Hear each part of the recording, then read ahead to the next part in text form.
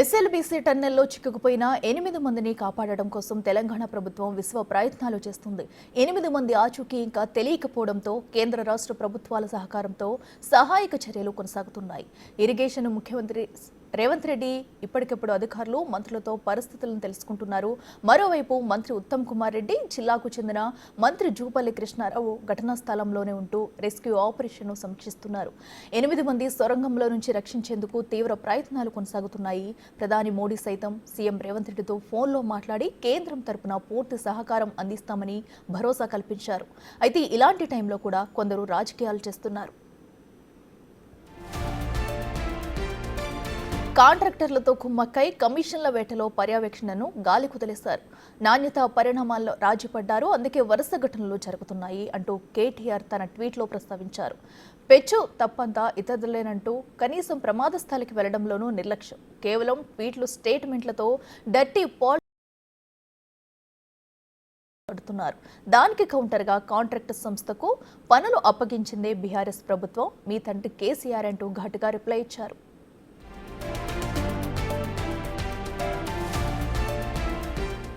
ఇటు బీజేపీ నేతలు సైతం ఎస్ఎల్బీసీ ఘటనపై ప్రకటనలకే పరిమితమయ్యారు. ఇప్పటి వరకు ఘటనా స్థలానికి వెళ్లలేదు. ఆసుపత్రిలో చికిత్స పొందుతున్న క్షతగాత్రుల్ని కూడా పరామర్శించలేని పరిస్థితి. ఘటనకు దారితీసిన పరిస్థితులపై అధికారులతోనూ సమీక్షించలేదు.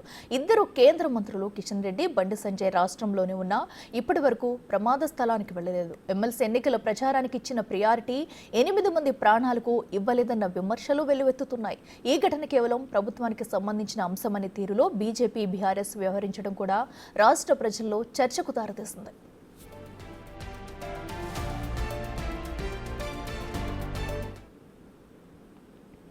ఎస్ఎల్బీసీ సొరంగంలో ప్రమాద ఘటనా స్థలానికి వెళ్లడం పెద్ద సవాల్గా మారింది. సహాయక చర్యలకు ప్రధానంగా బురద, నీరు అడ్డంకిగా ఉండటంతో డీ వాటరింగ్ చేయడం సవాల్గా మారింది. లోపలికి వెళ్లి వచ్చిన రెస్క్యూ బృందాల్లోని సభ్యులు కూడా ఇదే విషయం చెబుతున్నారు. పెద్ద ఎత్తున చేరుకుంటున్న నీటిని తోడివేయడం సమస్యగా మారడంతో పాటు మట్టి, బురదను తొలగించడం రెస్క్యూ బృందాలకు ఇబ్బందిగా మారింది. ప్రమాదం జరిగిన చోట 15 అడుగుల లోతులో భారీ మడుగు ఉన్నట్టుగా గుర్తించారు. అక్కడ ఒక్కొక్కటి 4 మీటర్లు వెడల్పుగా ఉండే 7 సెగ్మెంట్లు కూలిపోయాయని అంచనా వేస్తున్నారు. ప్రస్తుతం ఆ ప్రాంతానికి చేరుకోవడం చాలా కష్టంగా మారుతుందని నిపుణులు అభిప్రాయపడుతున్నారు.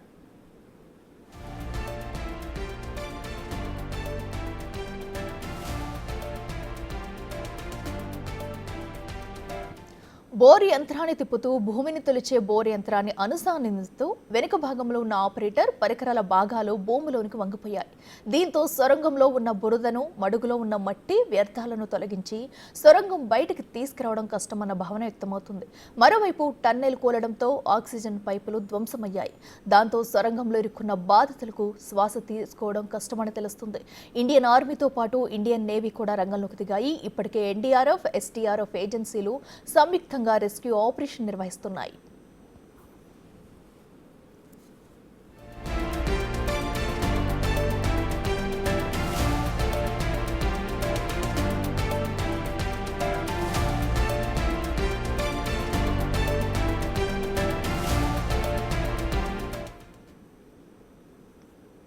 రెటిక టన్నెల్ వద్ద నుంచి మరింత సమాచారం అందించేందుకు మా ప్రతినిధి రానా లైవ్ లో అందుబాటులో ఉన్నారు. రానా, చెప్పండి, మనం చూస్తున్నట్టయితే టన్నెల్ వద్ద కూడా అక్కడ ఘటన తీవ్రత కూడా ఎలా ఉందనేది కూడా తెలుస్తుంది. సహాయక చర్యలు చేసేందుకు కూడా వీలు కావట్లేదు అన్నట్టుగా కూడా రెస్క్యూ టీం చెప్తుంది. ప్రస్తుత పరిస్థితి ఎలా ఉంది, ఏం చేయబోతున్నారు, డీటెయిల్స్ ఏంటి? ఉదయం 6 గంటల నుంచి కూడా రెస్క్యూ ఆపరేషన్స్ అనేది స్టార్ట్ అయ్యాయి. లోపలికి ఎన్డీఆర్ఎఫ్ సిబ్బంది కానీ, డిఆర్ఎఫ్ సిబ్బంది కానీ, ఎస్డీఆర్ఎఫ్ సిబ్బంది కానీ ఆర్మీ అధికారులతో కలిసి లోపలికి వెళ్ళారు. వెళ్ళిన తర్వాత అక్కడ అత్యంత సమీపంలోకి వెళ్ళిన తర్వాత నిన్నటికంటే ఇవాళ కాస్త ఇంకా బురద పేరుకుపోయినట్టుగా అధికారులు వారు చెప్తున్నారు. సో దాంతోపాటు ఇంకా కొంతమంది హై టెక్నాలజీకి సంబంధించినటువంటి పర్సన్స్ కూడా ఇక్కడికి తీసుకొని వచ్చారు. వారు కూడా లోపలికి వెళ్ళడానికి ప్రయత్నాలు కూడా చేస్తున్న నేపథ్యం అయితే కనపడుతుంది. దాంతోపాటు ఈ సహాయక చర్యల్లో పాల్గొనేందుకు జిహెచ్ఎంసీ నుంచి దాదాపు 200 మందిని డిజాస్టర్ మేనేజ్మెంట్ ఫోర్స్ని ఇక్కడికి దింపారు. వాళ్ళు కూడా ఇక్కడికి వచ్చారు. దానితో పాటు ఈ ర్యాట్ హోల్ మైనర్స్ ఎవరైతే ఉన్నారో ఎక్కువగా వీళ్ళు ఉత్తరాఖండ్ కానీ ఇక్కడ ఇలాంటి ప్రాంతాల్లో ఉంటారు. వాళ్ళు ఎలుకలు తవ్వేనంతగా చిన్న చిన్న బొక్కలు పెట్టుకుంటా వెళ్ళి వారిని రక్షించేటువంటి నైపుణ్యం వాళ్ళ దగ్గర ఉంది కాబట్టి వారిని కూడా దాదాపు 6 మందిని పిలిపించినట్టుగా మనకు సమాచారం అవుతుంది. మరి వాళ్ళు కూడా కాసేపట్లో ఈ టన్నెల్ లోపలికి వెళ్ళడానికి ప్రయత్నాలు చేస్తున్నటువంటి నేపథ్యం అయితే ఏర్పడుతుంది. ఇప్పటికే అధికారులు కానీ వీళ్ళందరూ కూడా చేరుకున్నారు. కంట్రోల్ రూమ్లో ఆల్రెడీ నిన్న జరిగినటువంటి సహాయక చర్యలు, ఇవాళ ఎలాంటి సహాయక చర్యలు తీసుకోవాలన్న దానిపై కూడా మాట్లాడుకుంటున్నారు. ఇవాళ ఆ ప్లాన్ ప్రకారమే లోపల వెళ్ళేటువంటి అవకాశం ఉంది. దాంతోపాటు ఈ టన్నెల్ చాలా లోపల వరకు ఉంది కాబట్టి ఎంతవరకు ఎట్లా జరిగింటుంది, ఎక్కడ వరకు వాటర్ ఉంటుంది, ఎంతవరకు కూడా మట్టి ఉంటుంది, ఎట్నుంచి ఈ పూర్తిగా టన్నెల్ అనేది మూసుకుపోయింది, ఎన్ని మీటర్ల వరకు ఉంటుంది అనేది కూడా ఒక మొత్తం అవగాహనకి అధికారులు వచ్చారు. కాబట్టి దాన్ని ఏ విధంగా ఒకవేళ మట్టిని బురదను కానీ తీసేస్తే దాని బ్యాక్ బట్టి ఆ వాటర్ అంతా ముందుకు వచ్చే అవకాశం ఉంది. ఎంతవరకు వాటర్ ఆ పరిణామంలో ఉందనే దానిపై కూడా ఒక అవగాహనకు వచ్చారు. దానిపైన ఇప్పుడు సమాలోచనలు చేస్తున్నటువంటి నేపథ్యంగా ఏర్పడితే ఇరిగేషన్ డిపార్ట్మెంట్ అధికారులను తీసుకొని వచ్చారు. మైనింగ్ సంబంధించిన అధికారులని ఎక్స్పర్ట్స్ని తీసుకొని వచ్చారు. ఎందుకంటే మైనింగ్లో ఎక్కువగా ఎక్స్ప్లోజివ్స్ ఇప్పుడు వాడేటప్పుడు, ఇలాంటి గుంతలు పెట్టేటప్పుడు, ఎక్కువగా తవ్వేటప్పుడు క్రషర్స్ ఎక్కువగా వాడతారు కాబట్టి ఆ యొక్క నిపుణులు కూడా వారిని ఇక్కడికి పిలిపించారు.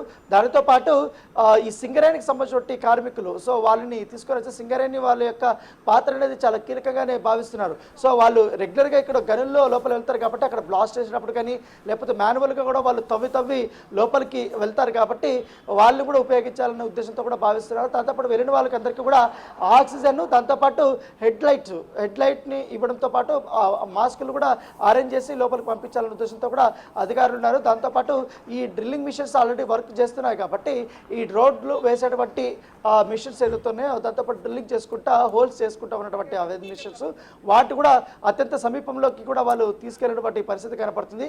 సో చూడాలి, ఇవాళ మొత్తం 8 టీములు అనేది అందుబాటులోకి వచ్చాయి. మొత్తం ఇక్కడే ఒక ఆపరేషన్ జరుగుతున్నటువంటి ఈ ప్లేస్ అంతా కూడా దాదాపు 1000 మంది దాకా కూడా ఇక్కడ సహాయక చర్యల్లో పాల్గొంటున్నటువంటి నేపథ్యం పడితే ఎప్పటికప్పుడు అక్కడ ఎగ్జాక్ట్గా టన్నెల్ ప్రారంభ దశ ఏదవుతుందో అక్కడ ఒక కంట్రోల్ రూమ్ని ప్రతి ఒక్క డిపార్ట్మెంట్ ఏర్పాటు చేసుకుంది. Army separate control room, NDRF, SDRF, తర్వాత అధికారులు, ప్రభుత్వం నుంచి ఒక కంట్రోల్ రూము, వీళ్ళందరూ కూడా మీటింగ్ ఏర్పాటు చేసుకోవడానికి, మాట్లాడుకోవడానికి, ఎప్పటికప్పుడు ప్రణాళికలను సిద్ధం చేసుకోవడానికి సెపరేట్ ఒక మీటింగ్ రూమ్ను కూడా వాళ్ళు ఏర్పాటు చేసుకున్నారు. మరి కాసేపట్లో మంత్రులు కూడా ఇక్కడికి చేరుకుంటున్నారు.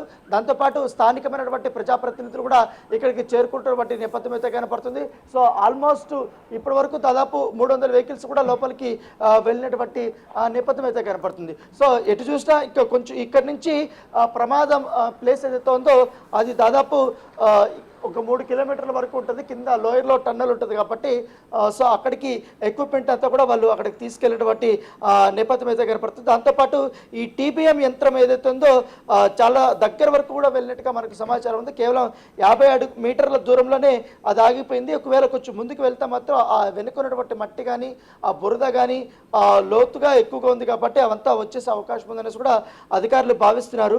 సో దాని తగ్గట్టుగానే ఇప్పుడు సహాయక చర్యలు అనేది చేపడుతున్నటువంటి నేపథ్యం కాబట్టి ఇప్పటికే డ్రోన్లు కానీ స్కానర్లు కానీ ఉపయోగించి సొరంగం లోపల పరిస్థితిని అంచనా వేసుకుంటూ అధికారులు వచ్చారు. ఎప్పటికప్పుడు ముఖ్యమంత్రి రేవంత్ రెడ్డి కూడా ఈ పరిస్థితిని వాళ్ళు చెప్తున్నారు. ఆయన కూడా అధికారులతో సమీక్షలు అనేది చేస్తూనే ఉన్నటువంటి నేపథ్యం అయితే కనపడుతుంది. ఉన్నతాధికారులందరూ కూడా మంత్రులతో మాట్లాడుతున్నారు. మంత్రులతో మాట్లాడిన తర్వాత ఇక్కడ ఎలాంటి డిపార్ట్మెంట్లు ఎప్పుడెప్పుడు ఎలాంటి పనులు చేస్తున్న దానిపై కూడా ఎప్పటికప్పుడు సీఎంఓకి వారు తెలియజేస్తున్నటువంటి నేపథ్యం అయితే కనపడుతుంది. సో దాంతోపాటు ఇప్పటి వరకు ఆల్మోస్ట్ 47 గంటలు కావస్తుంది. సో వాళ్ళని ఎట్లా తీసుకురావాలన్న దానిపై కూడా పూర్తి స్థాయిలో వారు మాట్లాడుతున్నారు. డ్రోన్తో పాటు స్కానర్లు, నైట్ విజన్ కెమెరాలు ఏదవుతున్నాయో వాటిని కూడా తీసుకెళ్లే ఈ యొక్క మొత్తం రెస్క్యూ టీం దళాలంతా కూడా. దాంతోపాటు టన్నెల్ బోరింగ్ యంత్రం ఏదైతుందో టీబీఎం దాదాపు కొంతమంది సభ్యులు అక్కడికి వెళ్ళేటప్పుడు దాని ద్వారా అప్పటికే బురద ఎక్కువడంతో వాళ్ళు కూడా ఒక ఊబిలాగా ఉంది కాబట్టి ఆ ఊబిలో చిక్కుకుపోయే అవకాశం ఉన్న నేపథ్యంలో అక్కడి నుంచి అధికారులు వారిని వెనక్కి రమ్మని చెప్పినట్టుగా మనకు సమాచారం అవుతుంది. దాంతోపాటు ఈ టీబీఎం పనిచేసే సమయంలో వచ్చే మట్టి రాళ్లను ఏదైతే ఉందో తరలించే కన్వేయర్ ఉంటుంది కాబట్టి ఆ బెల్ట్ ద్వారా ఇప్పటి వరకు సహాయక చర్యలు చేపట్టారు. దానివల్ల ఎంతో ఉపయోగంగా ఉందనేసి కూడా అధికారులు చెప్తున్నారు. ఈ లోకో రైలు సాయంతోనే సొరంగంలోకి ఇప్పుడు రాకపోకలు అనేది సాగిస్తున్నటువంటి నేపథ్యం అయితే కనపడుతుంది. దాంతోపాటు ఇప్పటికే లోకో ట్రైన్ టన్నెల్లోకి వెళ్లేందుకు ఈ విపత్తు దళాలు ఏవైతే ఉన్నాయో అవన్నీ కూడా ఒక్కొక్కటి వెళ్తున్నాయి. వాళ్ళు ఎదురుతున్నటువంటి సవాళ్ళు కానీ అవన్నీ కూడా ఎప్పటికప్పుడు వారు అంచనా వేసుకుంటున్నటువంటి నేపథ్యం అయితే కనపడుతుంది. దాంతోపాటు ఈ చాలా పెద్ద అడవి కాబట్టి నల్లమల్ల అడవి, ఈ మొబైల్తో పాటు ఏ సిగ్నల్ కూడా ఇక్కడ పనిచేయదు. వీళ్ళు తెచ్చినటువంటి దళాలు తెచ్చినటువంటి హై ఫ్రీక్వెన్సీ పరికరాలతో కూడా ప్రత్యేకంగా యాంటీనాలు కానీ వీళ్ళన్నీ కూడా వీళ్ళు ఏర్పాటు చేసుకున్నారు. ఎందుకంటే కమ్యూనికేషన్ అనేది చాలా ఇంపార్టెంట్ కాబట్టి అధికారులతో కమ్యూనికేట్ అవ్వడానికి ఎప్పటికప్పుడు సమాచారం చేరవేసేందుకు. సో దానికోసం ప్రత్యేకమైనటువంటి సమాచార వ్యవస్థను కూడా ఎన్డీఆర్ఎఫ్ ఒక శిబిరాన్ని కూడా ఏర్పాటు చేసుకున్నట్టుగా మనకు సమాచారం అవుతుంది. సో దాంతోపాటు ఇప్పుడు ఏదైతే టన్నెల్ ఉందో దాంట్లో వరకు ఎలక్ట్రిసిటీ కానీ ఈ సమాచార వ్యవస్థ కానీ వైర్లు మెయిన్ మొత్తం పరికరాలంతా కూడా దెబ్బతిన్నట్టుగా మనకు సమాచారం అవుతుంది. సో వాటంతా కూడా రిస్టోరేషన్ చేసే ఆ పనిలో అధికారులు ఉన్నారు. నిన్న దాదాపు 6 రకాలుగా కూడా ప్రయత్నాలు చేశారు. సో ఇవాళ సింగరేణి, ఆర్మీ, ఎన్డీఆర్ఎఫ్, తర్వాత ఎవరైతే ఇప్పుడు కొత్తగా వచ్చినటువంటి వ్యక్తులు ఉన్నారో 6 మంది సొరంగ మార్గం నుంచి వాళ్ళకి ఎలుకల రూపంలో చిన్న చిన్న బొక్కలు పెట్టుకుంటూ ఒక మనిషి దూరి అంతా దీంట్లో హోల్స్ చేసుకుంటూ వాళ్ళు తోకుంటూ వెళ్తారు. వాళ్ళు దాంట్లో నిష్ణాతులు. సో గతంలో వాళ్ళు 42 మందిని రక్షించినటువంటి అనుభవం కూడా వాళ్ళకు ఉంది కాబట్టి వాళ్ళు కూడా ఇప్పుడు ఇవాళ ఈ టన్నుల్లోకి ఎంటర్ చేయబోతున్నారు. Right Rana, thank you.